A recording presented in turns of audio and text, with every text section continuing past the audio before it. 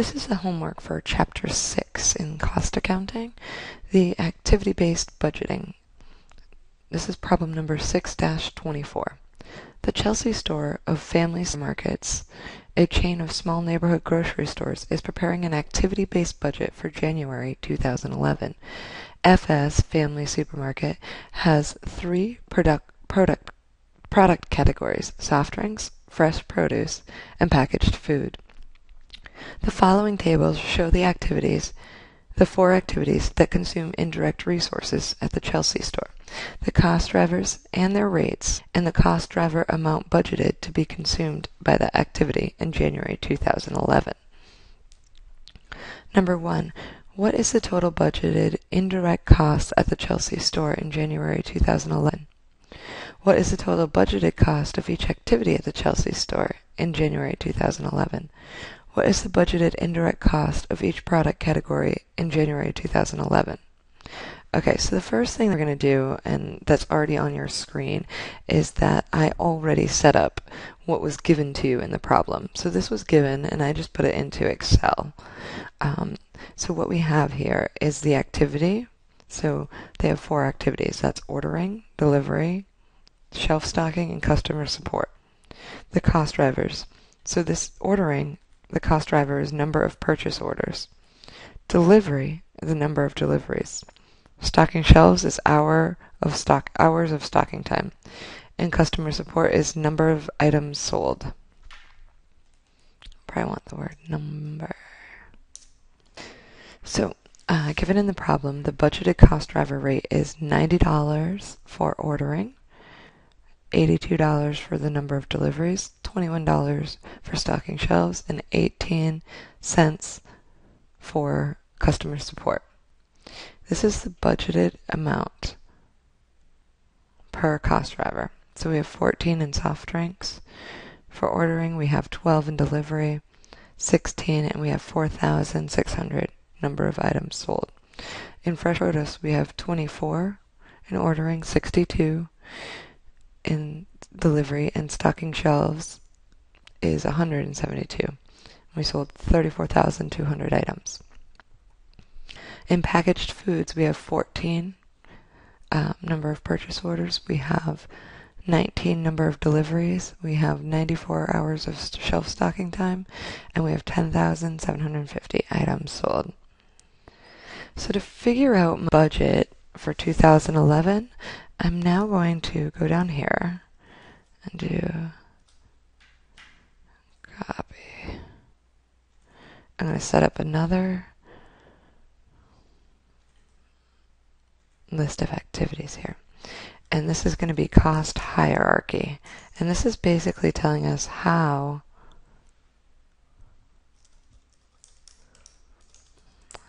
we are figuring out the cost here. Then we have soft drinks, fresh produce, packaged food, and total. I'm going to make these all the same size. Bold, 14. All right. And just to make these look nice, I'm going to go to Format Cells, Alignment, Wrap Text. There we are. Okay. I'm also going to copy our four activities. Now I'm going to identify, this is a batch level cost.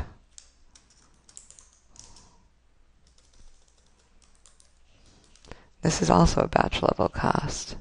This is an output unit level cost. And this is an output unit level cost.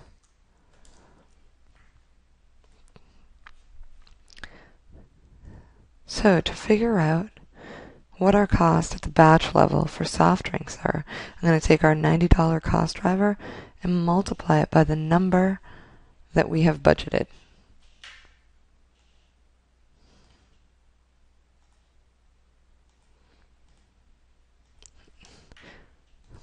I'm then going to figure out our number of deliveries, times my number of soft drinks. My hours of stocking time times the hours that we use for soft drinks. And my 18 cents per item for customer service times the number of items we sold.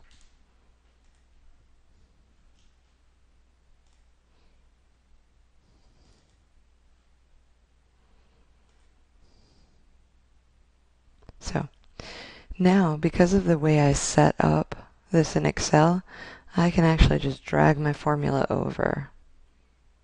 Oh. Hold on 1 second. I forgot a very important step. I'm going to constantly use the cost driver.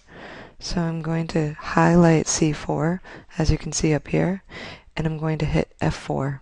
This makes this constant. I'm going to go down the line and do that for C5. That means every time we're going to use the cost driver, and then we're going to use whatever the number of whatever the number of items that we used. So F4.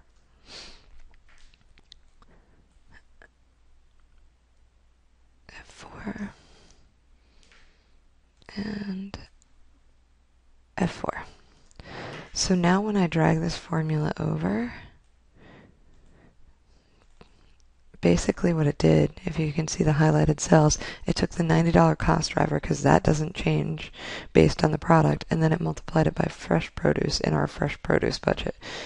And then under packaged foods, it multiplies the $90 by the packaged food amount right here. So we have 90 times 14. This is just an easier way to set it up so I don't have to do as much typing in Excel. You know, I'm lazy, so I like to save time here. Alright, so to create our totals, I'm just going to sum the cost of ordering over here. And then I'm also going to drag this formula down. I'm also going to create a total line. And I'm going to sum the total of soft drinks costs. Sum the total of fresh produce. And sum the total of this. And our total overall costs. Okay. I'm going to make these all the same size. I'm also going to draw a line and make this look nice and pretty. So, now what we have figured out is our total budgeted indirect cost for soft drinks is $3,408. For fresh produce, $17,012. Packaged food, $6,727. And our total overall indirect cost for the month of January is $27,147. If we wanted to know the total cost of ordering, that's here. Total cost of delivery, shelf stocking, and customer support. Now, number 2 asks us, which product category has the largest fraction of total budgeted indirect cost? Percentage.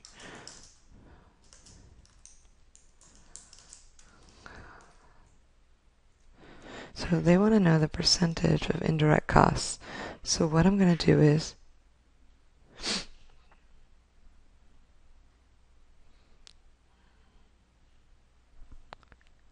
we want to know if it's soft drinks, so we want to take this divided by our total costs. And then we want to know, well, let's see if it's produce divided by our total costs equals this divided by our total costs. Then I'm going to format these as percentages.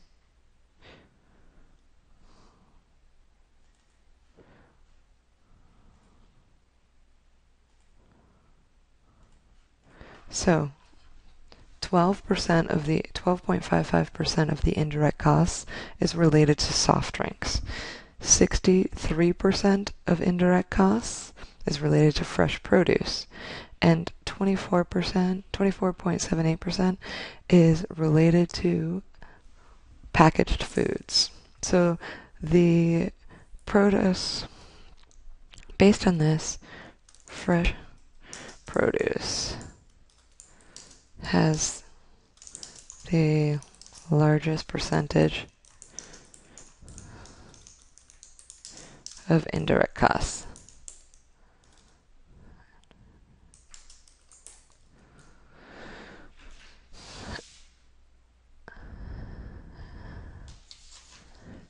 And the last part of this problem says, given your answer in requirement 2, what advantage does the supermarket gain by using an activity-based approach to budgeting over, say, allocating indirect costs to products based on cost of goods sold? So what I'm going to do is I'm actually going to copy these two things here.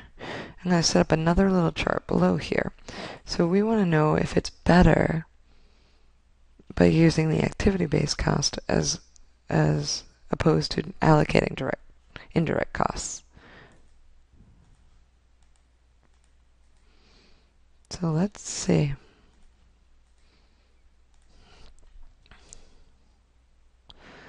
So what they're saying is,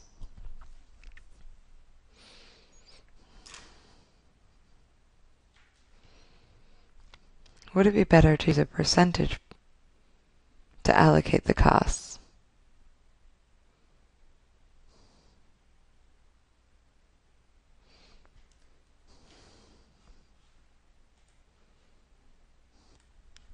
So to figure out what percentage of the costs is used by soft drinks in the ordering, I'm going to take soft drinks, the cost, and divide it by the total cost of ordering.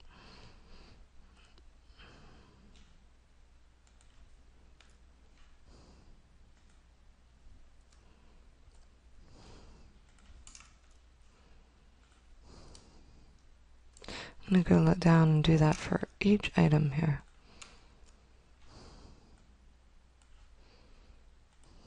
I'm going to format these as percentages.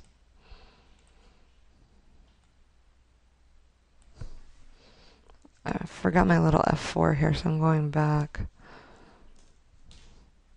because I'm going to drag my formula to save time.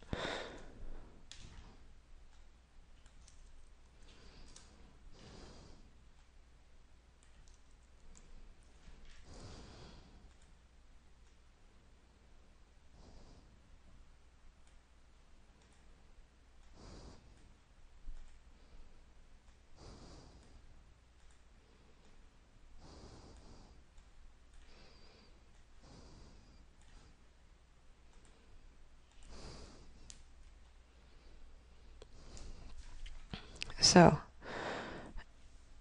by recognizing the differences, the managers are better able to budget for different unit of sales levels and different mixes of individual product items using activity-based budgeting.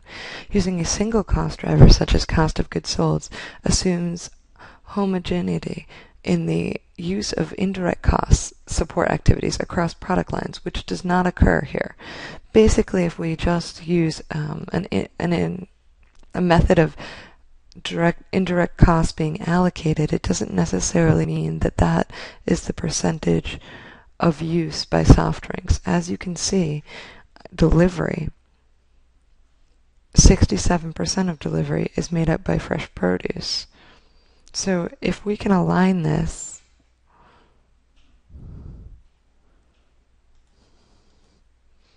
and 69% of it fresh produce as customer support is based on fresh produce.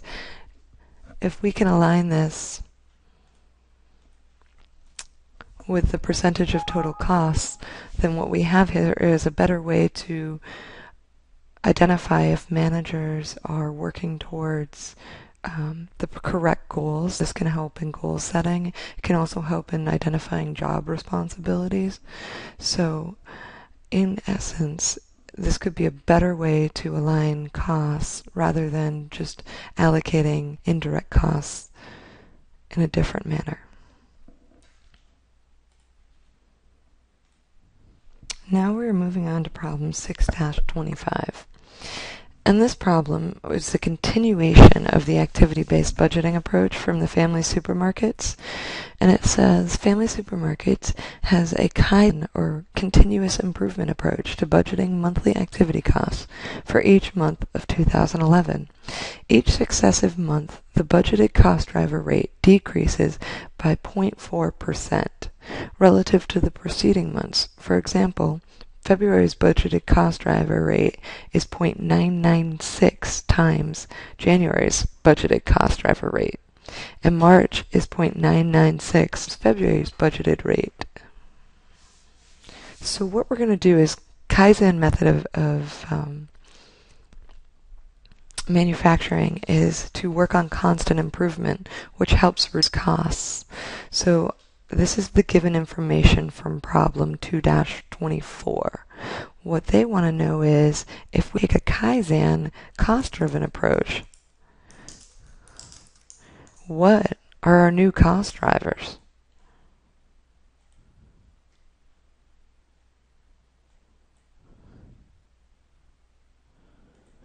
Let's do January, February, March,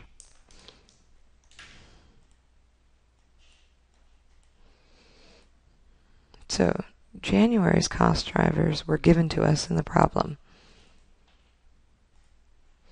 Now to figure out February, it is times 0.996, which is a 4% decrease in cost.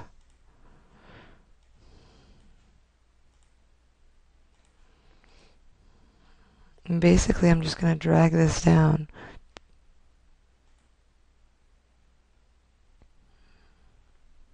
So this is a 4% decrease in cost. Now in March, we're going to multiply February by 0.996. So basically, the 4% decrease has led to savings each month. Now we want to figure out what, the first question says, what is the total budgeted cost for each activity for indirect costs for March 2011? So now we're going to figure out March.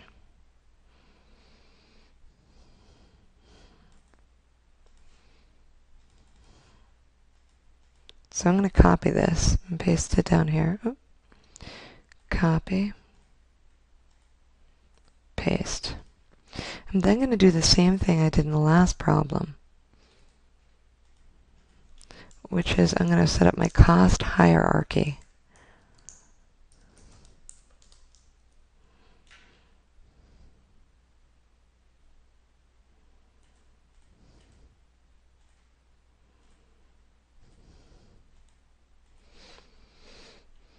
And now I'm going to take March's numbers.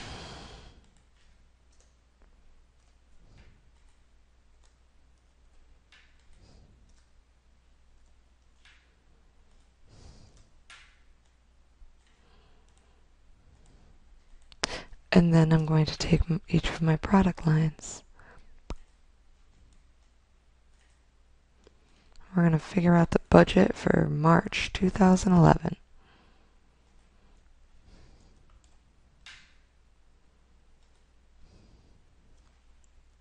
And I'm going to hit F4 because we're going to use that same cost driver for the rest of this. And I'm going to multiply it by the number of soft drinks. I'm going to hit this F4 multiplied by the number of soft drinks equals this F4 times equals customer support, hit F4, multiply that by the number of produce sold. Now I'm going to drag my formula over.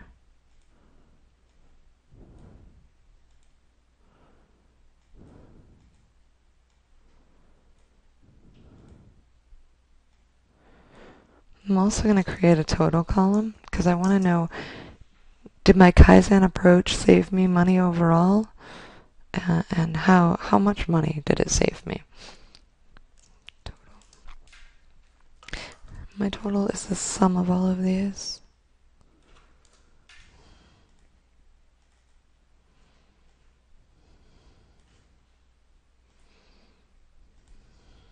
So, I'm also going to create a total line like I did in the last problem. And I'm also going to sum all of these columns so that we can see the total cost of soft drinks, the total cost of fresh produce, and the total overall cost. I'm also going to add the lines here. So, now I want to compare if I saved money, right?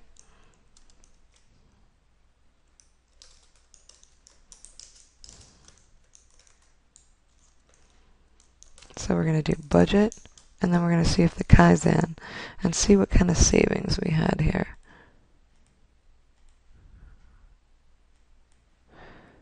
And I'm going to do it for each activity.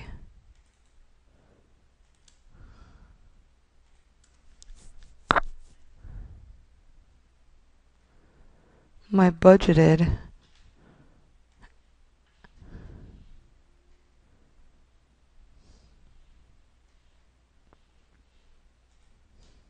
for ordering that we figured out in problem 1 was $4,680. My budgeted for delivery in the first problem, which was 6-24, was $7,626. Then we had shelf stocking.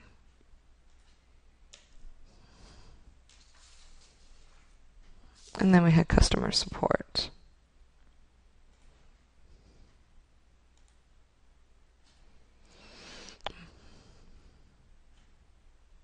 Oops.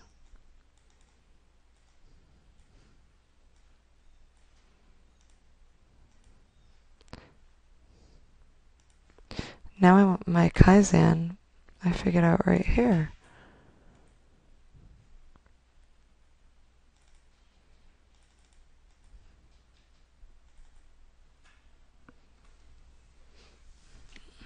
So, as you can see, we did have some savings. And if you constantly strive in a Kaizen method to reduce by 0.4%, then you will see improvements in these cost drivers. And these are small ways to save.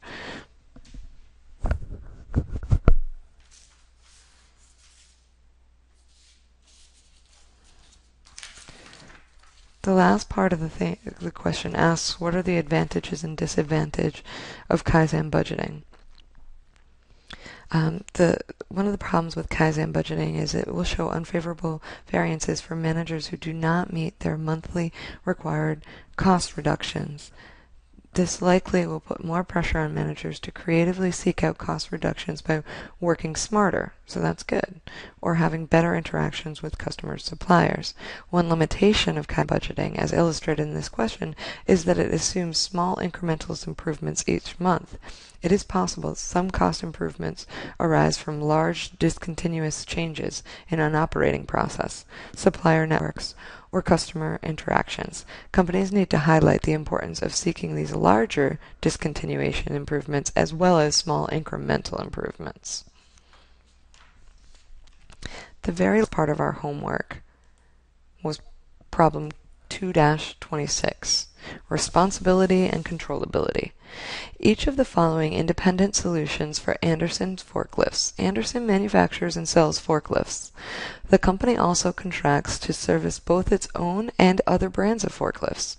Anderson's manufacturing plant has a supply warehouse that supplies both the manufactured plant and the service technicians who often need parts to repair forklifts, and 10 service vans. The service technicians drive to customer sites to service the forklift. Anderson owns the vans, pays for the gas, and supplies the forklift parts, but technicians own their own tools. So then they give us a bunch of different scenarios, and we need to identify who's in control of the costs. Number 1, in the manufacturing plant, the production manager is not happy with the engines the purchasing manager has been purchasing. In May, the production manager stops requesting engines from the supply warehouse and starts purchasing them directly from the engine manufacturer. Actual material costs in May are higher than budgeted. for each situation, we need to determine who is responsible and who the controllability lies with. So, for this situation, the purchasing manager has control of the cost to the extent that he or she is purchasing and can seek or contract for the best price. The production manager should work with the purchasing manager from the warehouse. They together can possibly find a better combination of engine and price so that the production manager is happy. What happened here is that the production manager went above the purchasing manager, but then you lose the ability to negotiate based on volume or your ability to negotiate. Now the production manager is only purchasing for one part of the people that order engines. So they should find a way to work together. Case number 2, overhead costs in the manufacturing plant for June are much higher than budgeted. Investigation reveals a utility rate hike in effect that was not figured into the budget. The two people that are involved in this are the production manager and external forces. Now, in the case of this, the production manager would be responsible for this cost and the utility hike, but this is hard to control. The rates are fixed by the utility company, and there's usually no choice in which utility company is used. The production manager can try to reduce waste by turning off lights when they're not in use, turn off machines when they're not running, don't leave water running, etc. But other than conservation, the manager has no say in the utility rates. The manager might consider purchasing more energy-efficient machines. I also used to work for a manufacturing company that used a lot of electricity, and there is a way to kind of hedge this and pre-purchase your utility at a certain rate. You can do this in an auction setting. You can do this through a contract negotiation. So there's a couple companies out there that do this, so there are other options than just turning off the lights, but in general, if you haven't negotiated a contract with the utility company or a set rate, you're stuck with whatever the rate is at that time. Number 3, gasoline costs for each van are budgeted based on the service area of the van and the amount of driving expected per month. The driver of the van 3 routinely has monthly gas costs exceeding the budget for the van. After investigation, the service manager finds that the driver has been driving the van for personal use.